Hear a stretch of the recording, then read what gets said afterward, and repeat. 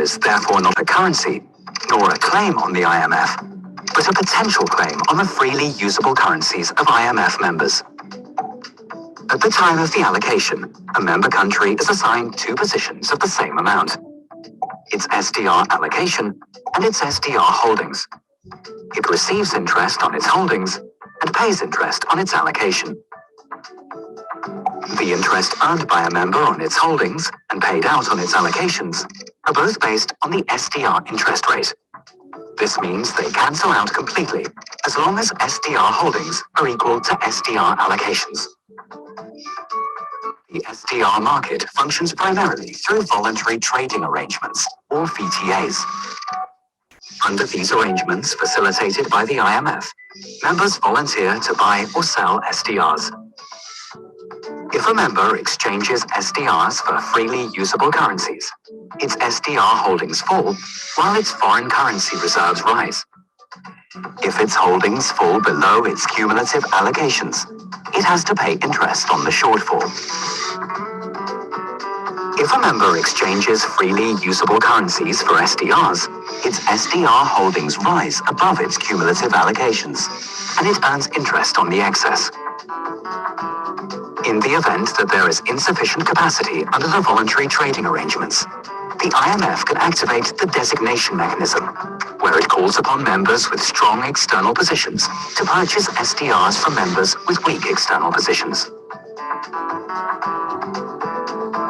The value of the SDR as a reserve asset thus derives from the right to exchange it for freely usable currencies.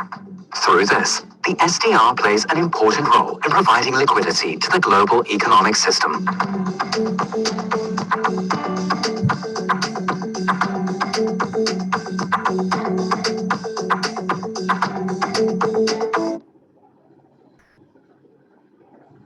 Okay, I hope the video is going to be very informative for you.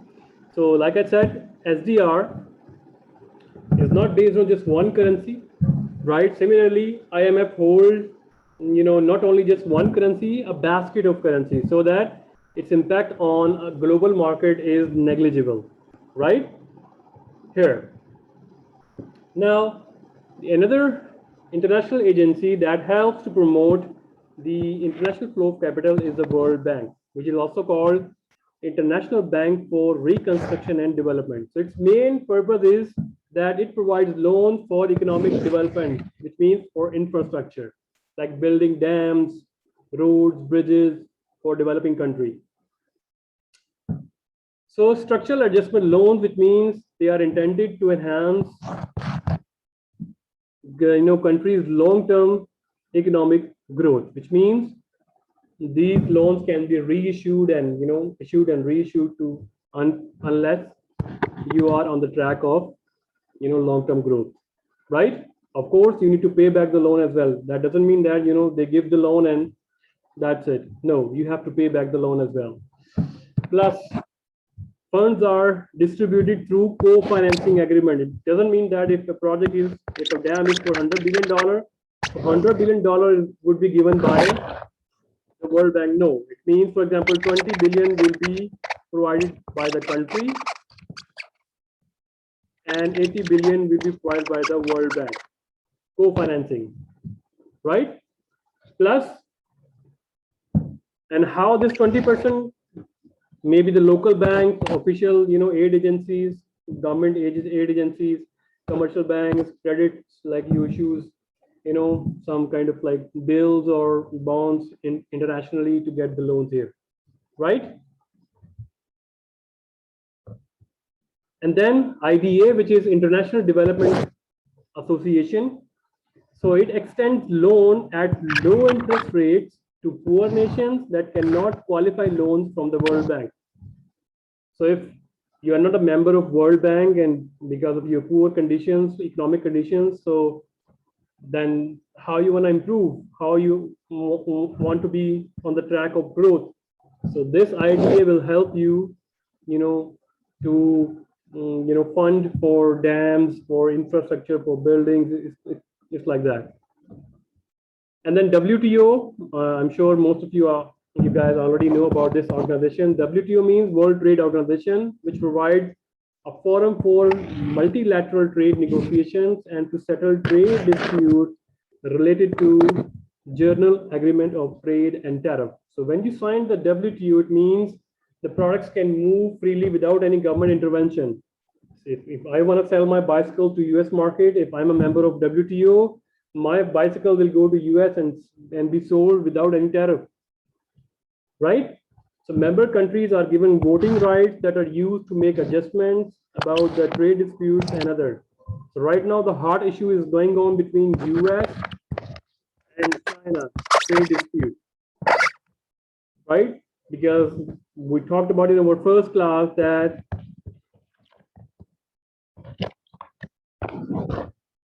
the trade imbalance between or trade deficit between US and China has crossed $400 billion. So we talked about the dispute that US wants that China will increase its yuan value, and China says that if we increase our yuan value, then nobody will buy from us because our yuan looks more expensive to outside world, right?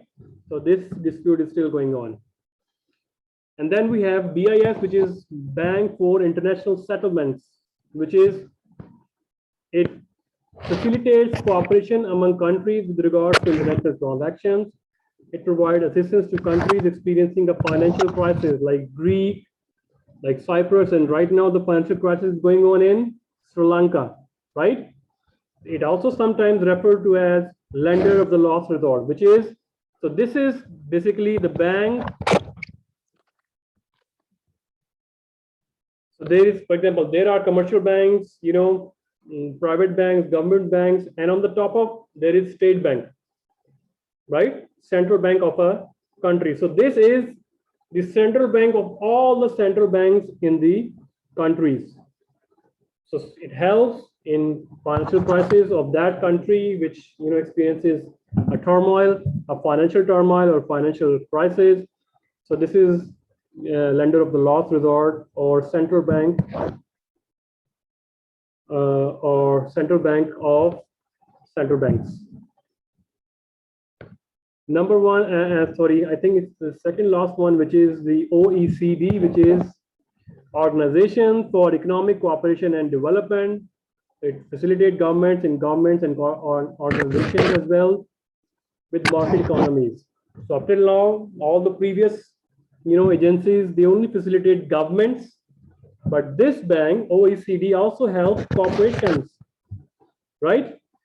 So of course, those who signed up, there are approximately 30 plus members here and has a relationship with numerous countries as well. Basically, they promote international relationship and promote globalization so that goods can move from one country to another country. So there is no capital hindrance. If you need money, come to us, we facilitate the trade. And then we have the RDA, which is Regional Development Agency. So in a region, for example, ASEAN, Asian, development countries, African development countries. So they have their own local, combined banks, which helps promote a specific area, specific region. So Inter-American Development Bank, which only focuses on Latin America, for example, Mexico, and all of the Latin, Americans, for example, Cuba, I think Cuba, right? Colombia, this kind of like, Venezuela, this kind of stuff. Asian Development Bank, which helps to enhance social and economic development in the Asia. So we have Singapore, Hong Kong, Asia, China, Malaysia. So they have, cooperation here. African, so all the 54 countries in Africa, they have their own African Development Bank. European Bank for Reconstruction and Development. So it is constructed created in 1990. So which helps, the countries, because most part of the Europe was, communist. So it helps them to move from communism to capitalism. So they need money. So they lend, they establish this bank to help to easy adjustment from communism to capitalism. So we talk about, all this summary. So just pause the video and read it by yourself. This is all we already talked about in our last two lectures. And we would be having our assignment 1 regarding chapter 1 and 2. So we just finished chapter 2, and on chapter 1 we will be having our assignment. So remember, it must be handwritten, or you can do this pen, the e-pen like I'm using here. So no typed material gonna be accepted for assignment. And remember one thing, assignment is 30% of your overall evaluation. So if you copy paste or you type through this one, so remember you will get 0 marks. So it is equivalent to your midterm and your final term. 30% mid, 30% final. So remember that one. Be very professional regarding your assignments. Take it very serious as well, right? So let's take 10 minutes break, and then we start from chapter number 3. Move on to the next chapter. Let's take a break. So are we clear regarding our assignment and all other? This is the first. Yes, Sufyan? I said this is the first assignment, yes? And it's going to be due on before class, not during the class, before class. So right, we are starting our class. Up till now, I should have received all your assignments. So you can send me either through on my email,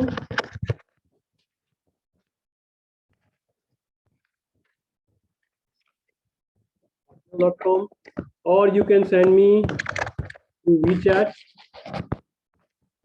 personal ID, as a personal message. That's it. So do not send in a group assignment. Okay, do not send into the group. Send me on WeChat ID. So I'll prefer that you send me on WeChat ID because it's it's easy for me to arrange your material to your folder because I have created all this. Okay, and also if you want to send me through email, please mention your student name and ID on the subject line, so that I understand that this is not a scam or something or junk or something. Okay, I receive normally more than 500 emails on my junk, so it's gonna be hard for me to see all those emails one by one. So I prefer that you send me through WeChat ID as a personal message. So those students who did not add me as a friend on WeChat, please add me and send your assignments as a personal message on WeChat. So let's take a 10 minutes break, and then we start from here.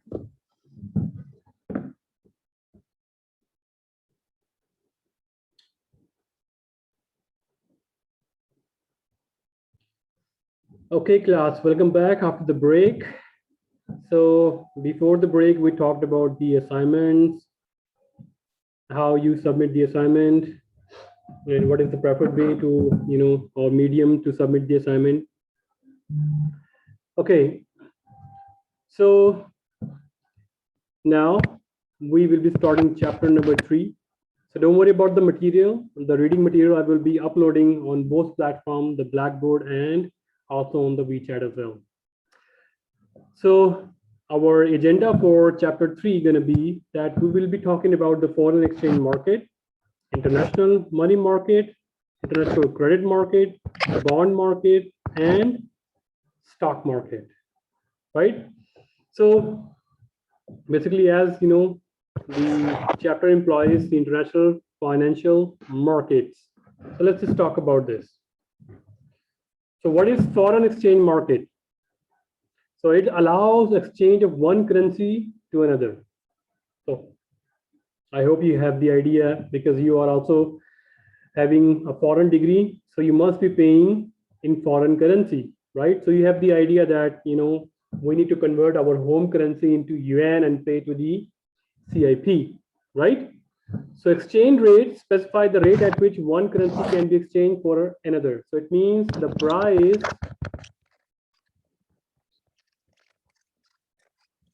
of currency is called exchange rate.